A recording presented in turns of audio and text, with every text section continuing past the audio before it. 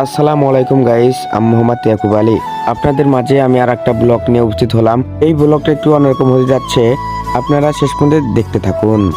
আমরা আজকে যাচ্ছি সবাই মিলে তারাশে মধু খাইতে। সেখানে নাকি খেজুর রস পাওয়া যায়, খুবই সুস্বাদু লাগে। আপনারা দেখতে থাকুন। আমরা সবাই যাচ্ছি, যাওয়ার পথে সবাই আমরা আলমপুর পেট্রোল পাম্পে সবার মোটরসাইকেলে একটু তেল ভরে নিলাম, যাতে যাওয়া আসা জানি কোনো সমস্যা না হয়। আপনারা ভিডিও দেখতে থাকুন, দেখুন লাস্টে কি একটু মজার ঘটনা ঘটে আপনাদের সাথে শেয়ার করব। সবাই দেখতে থাকুন। দেখতে দেখতে আমরা কিন্তু চলে আসলাম পাঙ্গাসি বাজারে। পাঙ্গাসি বাজারের রাস্তাটা কিন্তু অনেক খারাপ, তাও কিন্তু আমরা কষ্ট করে যাইতেছি খেজুর রস খাইতে, কারণ মনের হাউসই বড় হাউস, মনের হাউস ছাড়া অনেক কিছু নাই। পাঙ্গাসি বাজারের সামনে যাইতে না যাইতেই কিন্তু লম্বা একটা জ্যাম পড়ে গেল। জ্যাম কিন্তু আমার কাছে ভালো লাগে, আপনাদের কাছে কেমন লাগে কমেন্টে জানাবেন।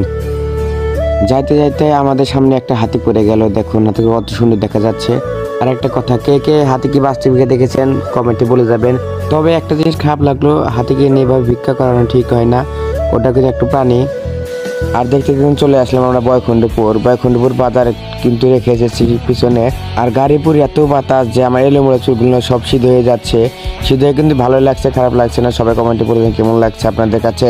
আর ফাইনালি কিন্তু আমরা দেখতে দেখতে তারাশোটে চলে আসলাম। দেখুন তারাশোটের দুই পাশে রাস্তার গাছগুলো কিন্তু খুব সুন্দর দেখা যায়। আপনারা যদি এই রোডে কোন সময় এসে থাকেন তাহলে অবশ্যই কমেন্টে বলে যাবেন। আর আমার পিছনে কিন্তু আমার দুই ভাইস্তা কিন্তু হুন্ডা চালাচ্ছে অনেক গতিতে, কিন্তু আমাদের সাথে পাল্লা দিয়ে পারছে না, কারণ আমাদের ড্রাইভারের কিন্তু অনেক দক্ষতা রয়েছে। তিনি কিন্তু খুব দক্ষতার সাথে সবগুলো গাড়িকে ওভারটেক করে বর্তমান এগিয়ে আছে। আর ফাইনালি কিন্তু আমরা এই মুহূর্তে নিম গাছের মধ্যে পা রেখেছি। আমরা যে জায়গায় রস খাওয়ার প্রোগ্রাম ফেলেছি তার কিন্তু খুব কাছাকাছি চলে এসেছি। আর দেখেন বিশাল একটা চড়ার সামনেই কিন্তু দুই পাশে তাল গাছ লাগানো হয়েছে।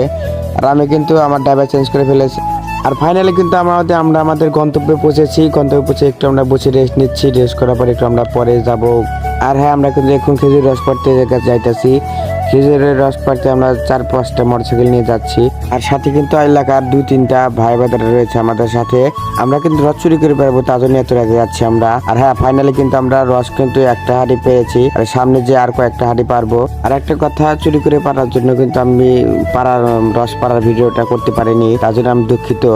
আর সামনে আসতে না আসতে আর একটা কিন্তু হারিয়ে পারালো গাছ থেকে। আর একটা কথা বলে, আমরা কিন্তু অনেক দক্ষতার সাথে এই খেজুর রসগুলো চুরি করতে আসি।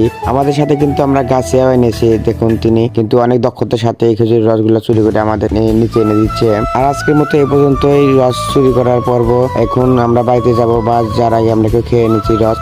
এখন বাড়ি যাবার পালা। বাড়িতে আসার পথে কিন্তু আমাদের ঘন কুয়াশার কারণে হাত পা একবার বরফ হয়ে গেছিল, তার জন্য একটু আমরা আগুন জ্বালিয়ে আমাদের হাত পা গরম করে নিচ্ছি। এর মধ্যে দেখি আমাদের ভারী যারা অনেক কিছু পড়ে গেছে আমাদের থেকে। তারপর আমি তাদেরকে বললাম এখানে নামো।